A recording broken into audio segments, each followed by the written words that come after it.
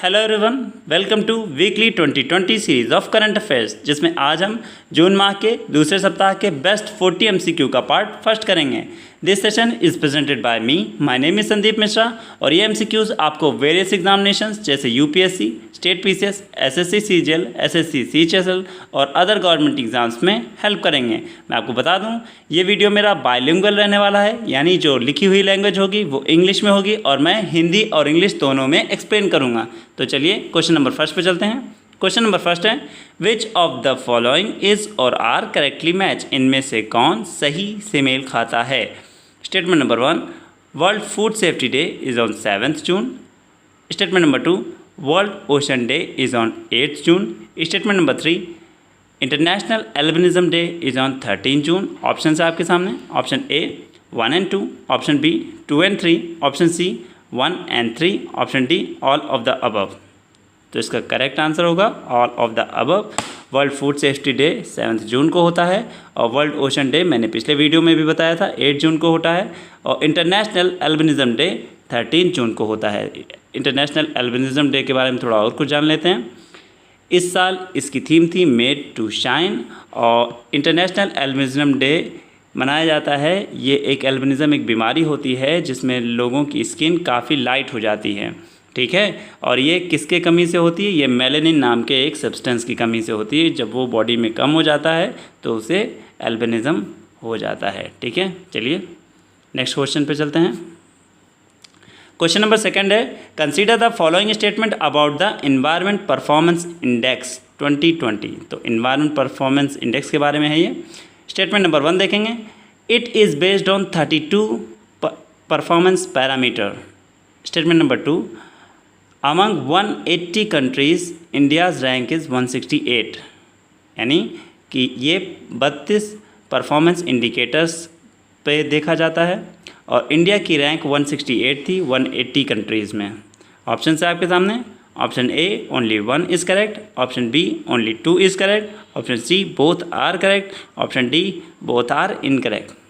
तो इसका correct answer होगा बोथ आर करेक्ट, यानी option C is the correct answer. ये 32 पैरामीटर्स पे देखा जाता है और 180 कंट्रीज़ में से इंडिया की रैंक 168 थी, जो कि साउथ ईस्ट एशिया में अफ़गानिस्तान के बाद सबसे ख़राब थी। यानी अफ़गानिस्तान को अगर छोड़ दें तो हमारी सबसे ख़राब है, ठीक है।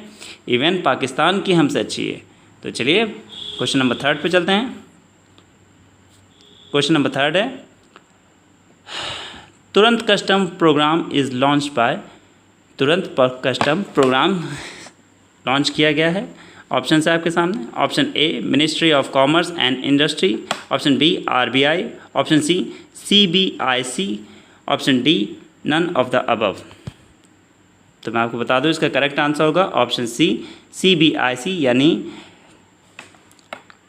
Central board of indirect taxes and customs ने इसे स्टार्ट किया है। तुरंत कस्टम में होगा क्या? तुरंत कस्टम में जो कस्टम की जितनी भी सर्विसेज हैं बिजनेस के लिए वो जल्दी होंगी, और जितने भी पहले इन्हें पैरामीटर्स से गुजरना पड़ता था सिक्योरिटी पैरामीटर्स में, जिसमें ज़्यादातर टाइम पेपर वर्क में ख़राब होता था, वो अब नहीं होगा। व्यापारियों को तुरंत इसमें एक्सेस मिलेगा। चलिए क्वेश्चन नंबर 4 पे चलते हैं। क्वेश्चन नंबर 4 है, which of the following is not a credit rating agency. इनमें से कौन सी एक क्रेडिट रेटिंग एजेंसी नहीं है? ऑप्शन है आपके सामने, option A Fitch, option B Moody's, option C Standards and Poor, option D none of the above.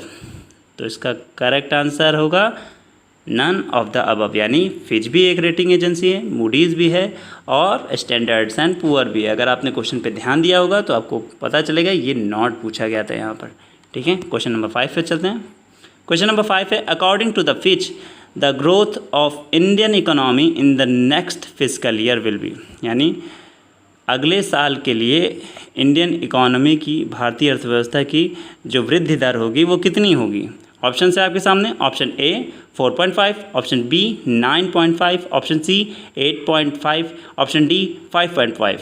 तो इसका करेक्ट आंसर होगा ऑप्शन बी 9.5। अभी हाल ही में मूडीज़ ने अपने एक रिपोर्ट में इंडिया की नेक्स्ट ईयर की ग्रोथ बताई है 9.5। क्वेश्चन नंबर 6 है, covid beep app has developed by option है आपके सामने। Option A ESIC Hyderabad, option B IIT Hyderabad, option C department of atomic energy, option D all of the above. तो इसका करेक्ट आंसर होगा ऑल ऑफ द अबव, यानी कि ESIC Hyderabad, IIT Hyderabad और department of atomic energy ने मिल के ये ऐप बनाया है कोविड बीप ऐप। इसके ज़रिए जो पेशेंट होंगे कोरोना वायरस के उनको आइडेंटिफाई किया जा सकेगा। चलिए क्वेश्चन नंबर 7 पे चलते हैं। क्वेश्चन नंबर 7 है Mariana trench is located in, Mariana trench locate करता है कहाँ पे? ऑप्शन है आपके सामने। Option A western Pacific ocean, option B eastern Pacific ocean, option C Atlantic ocean, option D Indian ocean. तो इसका करेक्ट आंसर होगा option A western Pacific ocean में लोकेट करता है। कैसा है देख लेते हैं। ये है आपका मारियाना ट्रंच और ये है चैलेंजर पॉइंट जो कि इसका सबसे डीपेस्ट पॉइंट है। चलिए नेक्स्ट क्वेश्चन पे चलते हैं। नेक्स्ट क्वेश्चन है armistice agreement sign between, armistice agreement sign हुआ था किसके किसके बीच? ऑप्शन है आपके सामने। Option A India China, option B India Pakistan, option C India Nepal, option D South Korea और नॉर्थ कोरिया। तो मैं बता दूं इसका करेक्ट आंसर है ऑप्शन डी साउथ कोरिया और नॉर्थ कोरिया के बीच हुआ था। 1953 की वॉर के बाद हुआ था। चलिए क्वेश्चन नंबर 9 पे चलते हैं। क्वेश्चन नंबर 9 है which country is not sharing border with Vietnam. तो वियतनाम के साथ इन देशों में से किसका बॉर्डर शेयर नहीं होता है? ऑप्शन है आपके सामने। Option A Laos, option B Myanmar, option C Cambodia, option D China. तो इसका करेक्ट आंसर होगा ऑप्शन बी म्यांमार के साथ इनका बॉर्डर शेयर नहीं होता। यहाँ नॉट पूछा था, ध्यान दीजिएगा। चलिए यह एक मैप देख लीजिए, इसमें बताया गया ये है वियतनाम, ठीक है, और ये रहा म्यांमार। यानी लाओस की हो रही है, थाईलैंड की हो रही है, कंबोडिया की हो रही है, चाइना की भी हो रही है। तो चलिए क्वेश्चन नंबर 10 पे चलते हैं। क्वेश्चन नंबर 10 है micro RNA is found in, micro RNA होता है किसमें? ऑप्शन है आपके सामने। Option A animal, option B plants, option C viruses, option D all of the above. तो इसका करेक्ट आंसर होगा option D all of the above, यानी माइक्रो आरएनए एनिमल्स में भी होते हैं, प्लांट्स में भी होते हैं, वायरसेस में भी होते हैं। चलिए क्वेश्चन नंबर 11 पे चलते हैं। क्वेश्चन नंबर 11 है consider the following statement about Yuvika programme.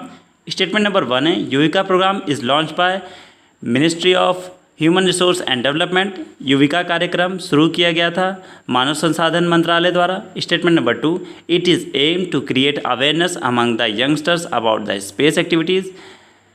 ये शुरू किया गया था युवाओं को स्पेस कार्यक्रमों के बारे में जानकारी देने के लिए। ऑप्शन है आपके सामने। Option A only 1 is correct, option B only 2 is correct, option C both are correct, option D both are incorrect. तो इसका करेक्ट आंसर होगा कि यूविका प्रोग्राम स्टार्ट किया गया था इसरो द्वारा और ये स्पेस एक्टिविटीज़ के बारे में जानकारी देगा किनको? यंगस्टर्स को, यानी कि only option B is the correct, यानी ओनली 2 इज़ करेक्ट। चलिए क्वेश्चन नंबर 12 पे चलते हैं। क्वेश्चन नंबर 12 है consider the following statement. Statement number 1 है SAWI stands for South Asia water initiative. Statement number 2 it is a multi donor partnership between the World Bank and the government of Australia, Norway and UK। Option है आपके सामने। Option A only 1 is correct, option B only 2 is correct, option C both are correct, option D both are incorrect. तो इसका correct answer होगा both are correct, यानी option C is the correct, यानी सावी stands for South Asia water initiative और ये एक multi donor partnership program है वर्ल्ड बैंक और government of Australia, Norway and UK। Okay question number 13 पे चलते हैं।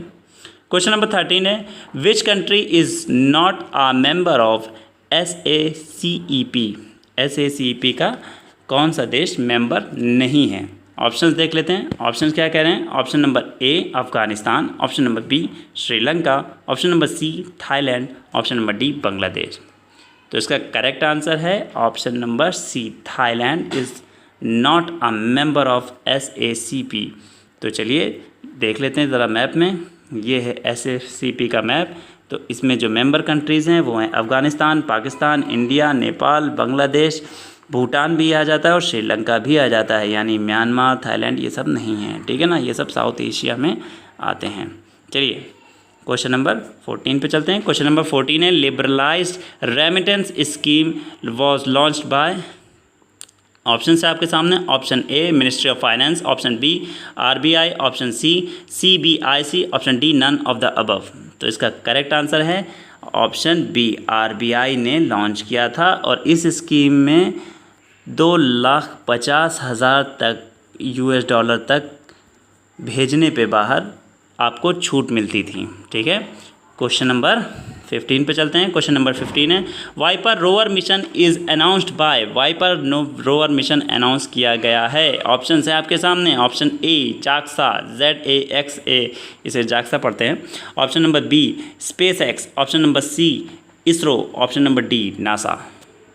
तो इसका करेक्ट आंसर होगा option number D NASA.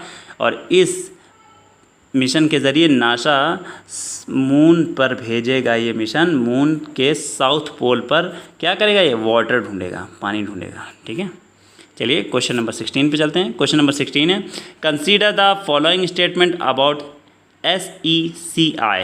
Statements हैं। Statement number A 1 it will be renamed to renewable energy corporation of India. इसका नाम बदला जाएगा, रिन्यूएबल एनर्जी कॉरपोरेशन किया जाएगा।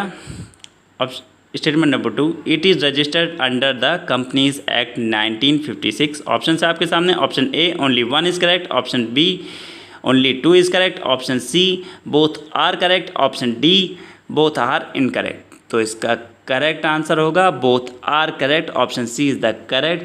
इसका नाम चेंज किया जाएगा। ठीक है, ये पहले सोलर एनर्जी था, यहाँ पर सोलर था। ठीक है ना, solar energy corporation of India था और अब ये हो जाएगा renewable energy corporation of India. ठीक है, ये 1956 कंपनीज एक्ट के तहत बनाया गया था। और इंडिया का क्या लक्ष्य है 2022 तक, इन्हें क्या अचीव करना है 2022 तक 175 गीगावाट तक इन्हें एनर्जी अचीव करना है। ठीक है, चलिए क्वेश्चन नंबर 17 पे चलते हैं। क्वेश्चन नंबर 17 है global economic prospect report is published by. Option है आपके सामने। Option number A IMF, option number B World Bank, option number C WEF, option number D ADB यानी एशियन डेवलपमेंट बैंक। तो इसका करेक्ट आंसर होगा option number B, World Bank द्वारा प्रस्तुत की जाती है ये global economic prospect report. Question number 18 पे चलते हैं। क्वेश्चन नंबर 18 है tulip scheme is launch bye. TULIP scheme launch की गई है। ऑप्शन है आपके सामने। Option A MHRD, option B ministry of housing and urban affairs, option number C AICTE, option number D all of the above. तो इसका correct answer होगा option number D all of the above, यानी ministry of human resource and development, ministry of housing and urban affairs और AICTE मिलके ये programme start किए हैं। किन के लिए स्टार्ट किया गया है, अर्बन आ गया है यानी कि सिर्फ शहरों के लिए होगा। चलिए क्वेश्चन नंबर 19 पे चलते हैं। क्वेश्चन नंबर 19 है consider the following statement. Statement number 1 FPI is also known as hot money. FPI को हॉट मनी भी कहते हैं। Statement number 2 it aims to increase capital availability. देखते हैं options. Option number A only 1 is correct, option number B only 2 is correct, option number C both are correct, option number D both are incorrect. तो इसका answer होगा both are correct, option number C is the correct, यानी FPI को hot money कहते हैं। ठीक है, और it aims to increase capital availability. अभी न्यूज़ में इसलिए था क्योंकि ज़्यादातर फॉरेन पोर्टफोलियो इन्वेस्टर्स इंडिया से डिसइन्वेस्टमेंट कर रहे हैं, यानी कि वो इंडिया से अपना पैसा निकाल रहे हैं, इसलिए न्यूज़ में था। क्वेश्चन नंबर 20 पे चलते हैं। क्वेश्चन नंबर 20 है Naimisha 2020 is launch by. Naimisha 2020 launch किया गया था किसके द्वारा। ऑप्शन है आपके सामने।